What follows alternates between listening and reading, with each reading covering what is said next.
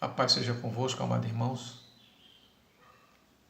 Agradecemos a Deus por tudo que tem feito em nossas vidas e essa oportunidade que nos concede a fazer parte deste grupo, os mestres que ensinam a escola dominical, a qual eu recebi esse convite, esse privilégio. Eu agradeço a Deus em nome de Jesus.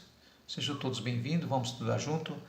É a continuação da revista que está com o tema Mensageiro de Deus em tempo de crise e de restauração, Profetas Menores. Vamos observar agora, estamos na lição número 8, que vai falar de um profeta chamado Naum, a qual o autor aqui considera ele aqui como o Consolador de Judá. Nós vamos ver por que ele foi considerado isso, o Consolador de Judá, porque ele leva uma esperança para aquele povo. Ele leva uma esperança, porque os outros reinos, a qual os assírios tomaram, e eles enfraqueceram. E agora vai ser atacado Judá com o propósito de o rei Ezequias se sujeito ao reino dos assírios. Mas nós vamos observar para frente que o Senhor vai estar com aquele povo de Judá. Então o autor considerou aqui o Consolador de Judá porque ele levou uma esperança, levou uma esperança para aquele povo de Judá. Está baseado em Naum, capítulo 1, versos 3 a 6, diz assim: O Senhor é tardio em irar-se, mas grande em força, e ocupado não tem por inocente. O Senhor tem o seu caminho na tormenta e na tempestade, e as nuvens são o pó dos seus pés. Ele repreende o mar, o faz secar, esgota todos os rios, desfalece Bazã e Carmelo, e a flor do Líbano se murcha. Os montes tremem perante ele, e os outeiros se derretem, e a terra se levanta na sua presença. Sim, o mundo e todos os que nele habitam. Quem parará diante do seu furor? E quem subsistirá diante do ardor da sua ira? A sua cólera se derramou como um fogo, e as rochas foram por ele derribadas. Agora Naum capítulo 3, versos 1 e 2 e de 4 a 7. Diz assim: Ai da cidade ensanguentada! Ela está toda cheia de mentiras e de rapina. Não se aparta dela o roubo. Estrépito de açoite há, e o estrondo do ruído das rodas, e os cavalos atropelam, e os carros vão saltando. Por causa da multidão dos pecados, da muito graciosa meretriz, da mestra das feitiçarias, que vendeu os povos com os seus deleites, e as gerações com as suas feitiçarias. Eis que estou contra ti, diz o Senhor dos Exércitos, e te descobrirei na tua face, e às nações mostrarei a tua nudez, e aos reinos a tua vergonha. E lançarei sobre ti coisas abomináveis, e te envergonharei. Por-te-ei como espetáculo, e há de ser que todos que te virem fugirão de ti e dirão: Nínive está destruída. Quem terá compaixão dela? De onde buscarei consoladores para ti? Louvado seja Deus. Textual: O Senhor é bom, uma fortaleza no dia da angústia, e conhece os que confiam nele. Naum, capítulo 1, verso 7. Queridos, nós vamos falar então desse profeta Naum, a qual ele é enviado para profetizar contra aquela cidade. Nós lembramos que Nínive também foi uma cidade que foi enviado o profeta Jonas, a qual para destruir aquela cidade. Agora aparece Naum, com diferente profecia, completamente diferente, anunciando que ela vai ser destruída. Louvado seja Deus. E que não há piedade para ela. A palavra introdutória diz assim: Naum é conhecido como Elcocita, por supostamente ter nascido na vila de Elcos, um lugarejo que provavelmente ficava na porção sul de Judá. O nome do profeta tem origem na língua hebraica. Deriva-se do verbo arrepende-se e significa consolador ou confortador. Está escrito em forma de poema. O livro de Naum merece acatamento profético. No primeiro capítulo, o profeta pôs em relevo a justiça de Deus, que diz assim: embora tardio em irar-se. Fica implícito que o Eterno não deixa de fazê-lo. O autor pergunta aos seus inimigos: que pensais vós contra o Senhor? Em seguida, anuncia a derrota deles. No segundo capítulo, descreve o julgamento de Nínive, a cidade poderosa sucumbiria. Ela seria cercada, invadida e saqueada. No terceiro capítulo, reafirma as condenações previstas no segundo capítulo e descreve a derrota final dos invasores assírios. Como eu falei, Jonas foi o primeiro a ser enviado pelo Senhor para dizer àquela cidade que se arrependesse, porque o Senhor ia destruir. Mas o Senhor teve misericórdia e não destruiu. E agora, o profeta Naum vai profetizar para aquele povo, dizendo que ela vai ser derrotada, ela vai ser exterminada, porque eles tiveram, Nínive era a capital da Síria, e eles tiveram uma guerra contra o reino do norte e venceram, na época de 722 a.C. Mais tarde tentou invadir o domínio também do reino sul, mas não obtiveram o mesmo êxito, porque o governo do sul estava mais preparado e eles combateram e venceram a Síria. Muito bem. No decorrer agora, nós observamos também que o profeta, nesse livro dele, ele mostra no primeiro capítulo que ele mostra a justiça de Deus, o amor de Deus. No segundo capítulo, ele descreve o julgamento já dessa cidade, desse povo, porque tornou-se uma meretriz. Nós vamos observar aqui que vai até haver mistura de casamentos de pessoas estrangeiras com os israelitas para que viesse enfraquecer esta nação. E no terceiro capítulo, segundo e terceiro capítulo, ele mostra realmente a condenação daquela cidade e descreve a derrota final dos invasores assírios. Primeira parte, o caráter de Deus. Naum abre seu livro exaltando a grandeza de Deus. O texto bíblico faz-nos entender que o profeta não se intimidou diante de um império tão poderoso, a Síria, que em 722 a.C. invadiu o reino do norte, levando cativa parte dos seus moradores, introduzindo gente de outras nações dentro de Samaria. Louvado seja Deus. Louvado e engrandecido é o nome do Senhor. Os sírios obrigavam os samaritanos a se casarem com aqueles estrangeiros,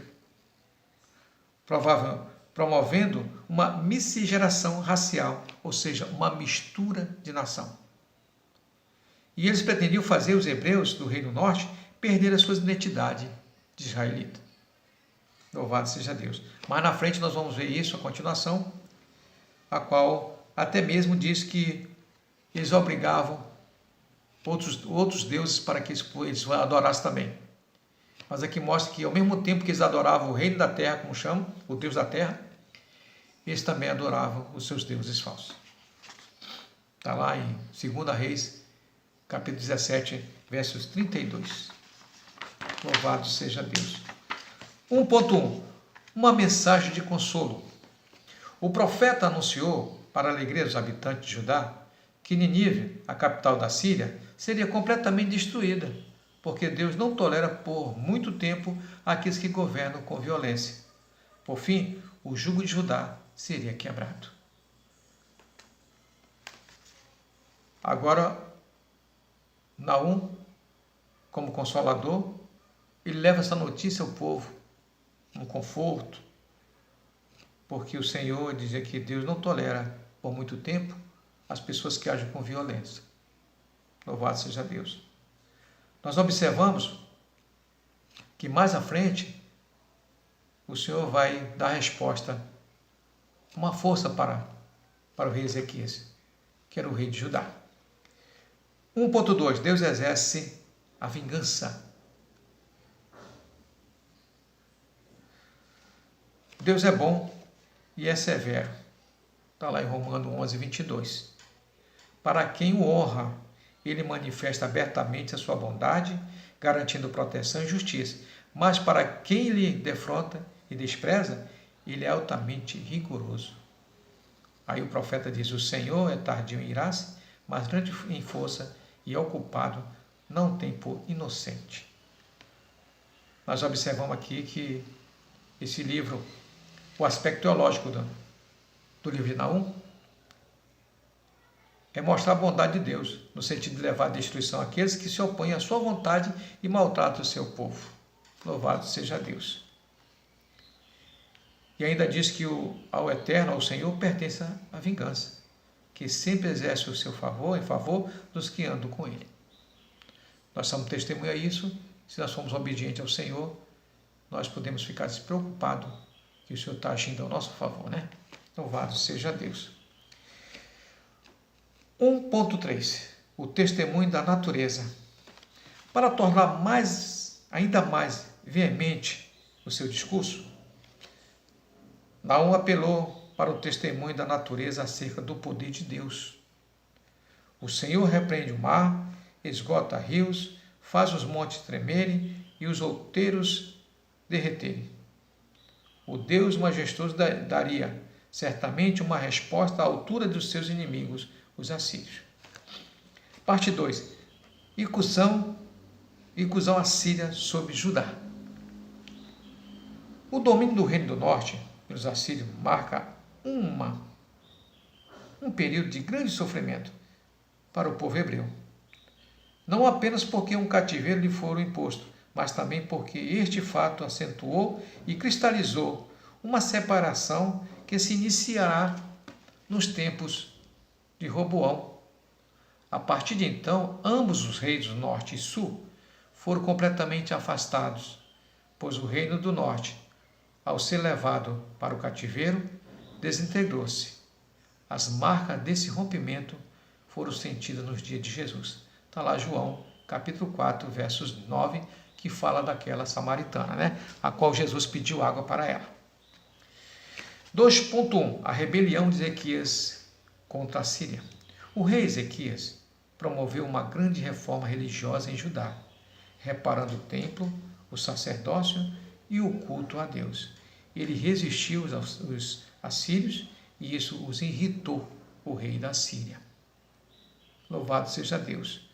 Nós vamos observar que depois de tudo isso aí, Ezequias fez a reforma religiosa, voltando aquele povo a adorar realmente o Deus Altíssimo, e ele resistiu aos assírios. Ele vai mostrar aqui que ele passa então a não mais querer pagar imposto aos assírios. E com isso revolta essa nação e promete, relata um assunto muito perigoso, confrontoso, Ezequias, que dizer que vai invadir Judá. Louvado seja Deus. O 2.2. O discurso de Rabizaque. 5 anos após de haver invadido Samaria, Senaqueribe, o novo imperador assírio, enviou 3 emissários seus, acompanhado por um exército, para ameaçar e intimidar o rei de Judá. Rabizaque, um dos emissários-chefe de um comando militar, veio com fortes provocações contra Ezequias. Esse seu discurso inflamado, ele disse que os assírios tinham ordem de Deus para destruir Judá. Então vamos observar que com essa palavra, Ezequias temeu, ficou temeroso, né? E vai tentar buscar uma solução. Louvado seja Deus. Por quê? Como ele poderia requerer um idoso de Deus de Israel, enquanto aquele orgulhoso império era devoto de outros deuses? Ele chegou com a mentira, esse Rabizaque, dizendo que tinha ordem de Deus para destruir o Judá. E com aquilo levantou uma questão no rei Ezequias.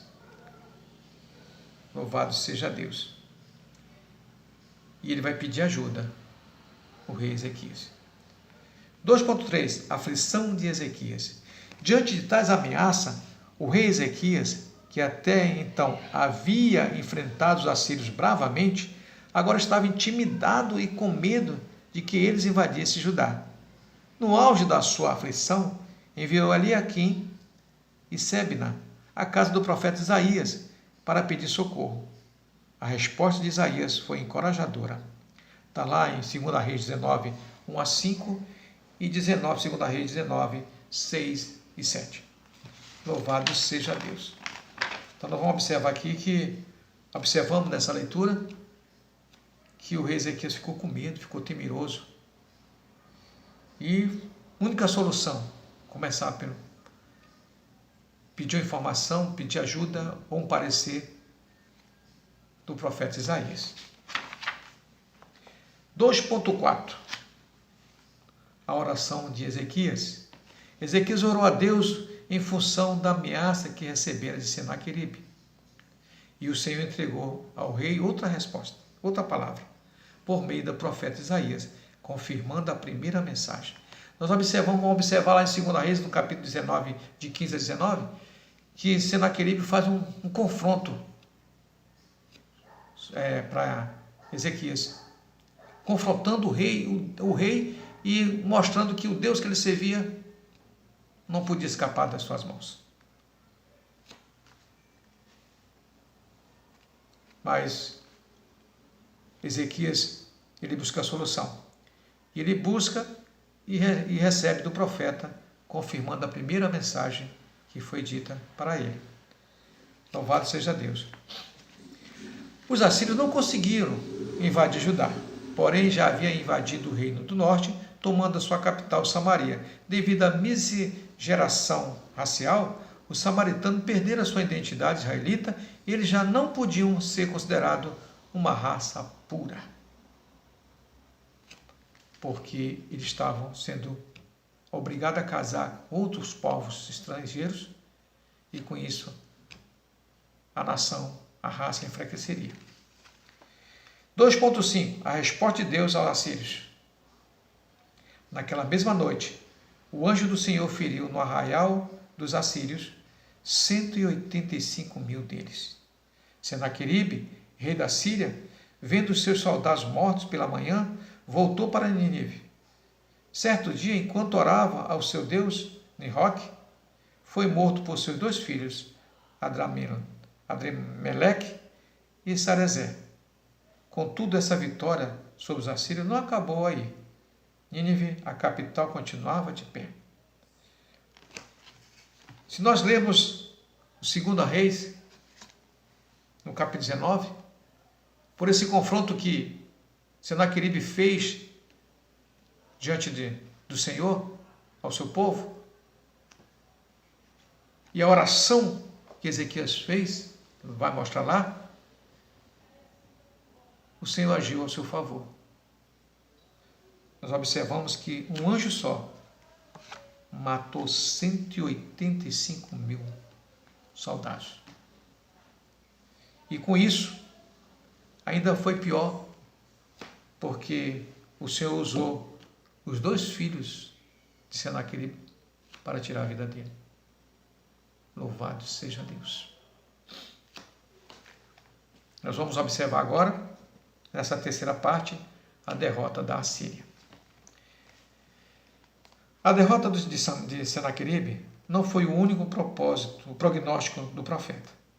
O livro prevê a derrocada final de Nínive, o que compreende a queda do Império Assírio. Os vaticínios, portanto, não se restringiram ao rei, mas à nação síria. Ela seria posta no chão. Louvado seja Deus. As severas profecias que tratam da queda de Assíria, elas vão se encontrar no capítulo 2, de Naum, e isso ganha um grande ênfase também no capítulo 3. 3.1. Castigo e correção. Deus, ora, tinha uma contenda com o seu povo, com aqueles que provocavam os seus servos.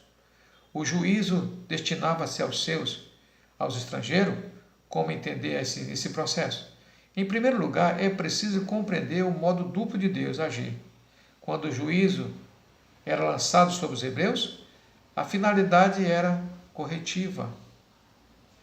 No caso dos estrangeiros, como os assírios, no livro de Naum, o juízo tinha por objetivo castigar e exterminar seus inimigos. Louvado seja Deus. Então aí começa o agir de Deus contra o inimigo do seu povo, mas mostrando também que Deus é amor, mas Deus também é destruidor, ou fogo consumidor. Louvado seja Deus. 3.2. A maldade dos sírios. Fazia parte da cultura síria a prática da crueldade. Tiglath-Pileser I,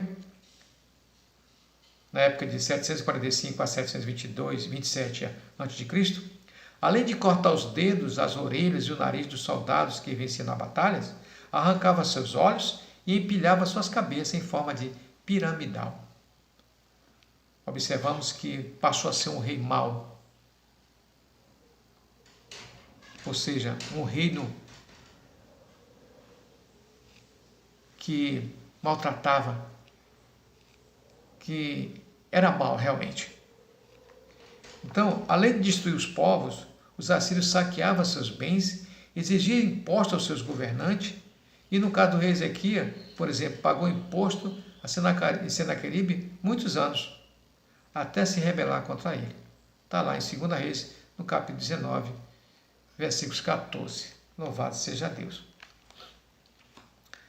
3.3. A cor vermelha e os carros iluminados. As expressões vermelhos, escarlate e fogo de tochas invocam sangue, violência e guerra. Naum viu que os algozes de Nínive carregavam escudos vermelhos e os seus uniformes eram vermelhos também. Os carros de guerra, com lanças cruzadas de bronze, brilhavam como tocha de fogo refletindo a luz do sol. Os carros apressados dos moradores de Nínive, no dia da sua invasão, estariam de tal forma enfraquecidos que correria de um lado para o outro. Louvado seja Deus. O exército caldeus, médios e babilônios tinha grande estima pela cor vermelha, porque eles pintavam com as suas fardas e seus escudos dessa cor para não parecer o sangue derramado em suas batalhas e darem sempre ideia de que eles eram vencedores. Louvado seja Deus. Os assírios usavam os carros como máquina de guerra, mas como no caso do escudo e das lanças na 1, 2 e 3, os carros de Nínive não venceriam, por mais rígido que fosse dirigido. Louvado seja Deus. 3.4. Uma inundação no rio Tigre. O Senhor cooperou com a queda de Nínive, enviando uma chuva torrencial que inundou o rio Tigre, o qual margeava a cidade. De acordo com o historiador grego Diodoro Sículo, as águas eram tantas que derrubaram o palácio real. Como consequência, seus habitantes fugiram de medo. A profecia lá de Naum mostra que o Senhor seca os rios, o Senhor faz o que tem que fazer, né? Os montes se derretem diante do Senhor. Então o Senhor ajudou aqui, ele cooperou, ele fez que o rio Tigre se inundasse, enchesse, né? Passasse do seu limite de nível de água, e ajudou isso na destruição. Aqui acredita-se que na destruição de Nínive tenha ocorrido quando os homens que cercaram e entraram na cidade por meio dos canais inundados. O ataque aconteceu na época da inundação, quando os rios minaram os muros e as defesas da cidade. Louvado seja Deus. Nós vamos ver aqui mais adiante que esses médios e persas, os babilônios, eles foram que invadiram Nínive. 3.5. Invasão medo-babilônica. Ciaceres, rei do Império Medo, e Nabopolassar, rei da Babilônia, fizeram um acordo e invadiram Nínive, onde teria ido parar a força do leão. A cidade de Nínive foi invadida e suas imensas riquezas em metal foram saqueadas pelos invasores. Mostra que cumpriu-se então, literalmente, a profecia de Naum, capítulo 3, verso 11. Enquanto os soldados de Nínive se embriagavam, os invasores chegaram à cidade e destruíram com fogo. Aí está, se cumprindo então a profecia de Naum, exterminando aquele povo. E que o Senhor ia usar os próprios inimigos deles, que antepassado eles eram junto, esse Babilônia e Medos. Mas com a queda de Senaqueribe, enfraqueceu esse acordo. E esses dois reis se ajuntaram, fizeram um pacto e foram tomar Nínive. Aqui numa parte do professor diz o seguinte: o opulento Império Assírio decaiu em 612 a.C. Seu povo foi ferido e não podia contar com a ajuda dos seus aliados, o Egito e a Etiópia, pois estes também estavam sob o poder dos Medos e dos Babilônios. Daí a afirma final do profeta: não há cura para a tua ferida, a tua chaga é dolorosa. Todos que ouvirem a tua fama baterão as palmas sobre ti. Está lá em Naum, capítulo 3, verso 19. Louvado seja Deus. Conclusão, meus amados. O Senhor não tem prazer em ver confronto de exércitos humanos. No entanto, às vezes, no juízo, ele deixa de usar suas mãos para deter os homens, expondo pessoas e nações à sua própria destruição, multa e desenfreada. Foi isso o que aconteceu com Nínive. A justiça de Deus é sempre certa em favor do seu povo. Glória a Deus. A derrocada final dos assírios ocorreu quase um século depois da profecia de Naum. Ele mesmo não presenciou, mas entrou para a história como alguém a quem viu antecipadamente e a informou para dar confiança ao povo de Deus. Por isso que o autor escreveu aqui Naum, o Consolador de Judá, porque ele levou uma profecia de esperança, uma palavra de conforto àquela nação, e melhor, o rei Ezequias fez o certo, buscou a Deus, buscou a resposta com seu profeta, e o Senhor respondeu. Nós observamos aqui que o Senhor não precisa usar as suas mãos para exterminar seus inimigos. Ele usa entre eles mesmos que se confrontam e se exterminam. Esse é a justiça de Deus. Tudo pelo seu povo. Então nós louvamos a Deus, porque o Senhor tem agido em nosso favor. A igreja continua de pé, acreditando que o Senhor é poderoso para fazer todas as coisas. E é em nome de Jesus que estamos se preparando para que aquele grande dia possamos ser aprovados e ser levados ao reino da glória. Fique na paz do Senhor Jesus, um bom domingo, uma boa semana a todos. A paz seja convosco.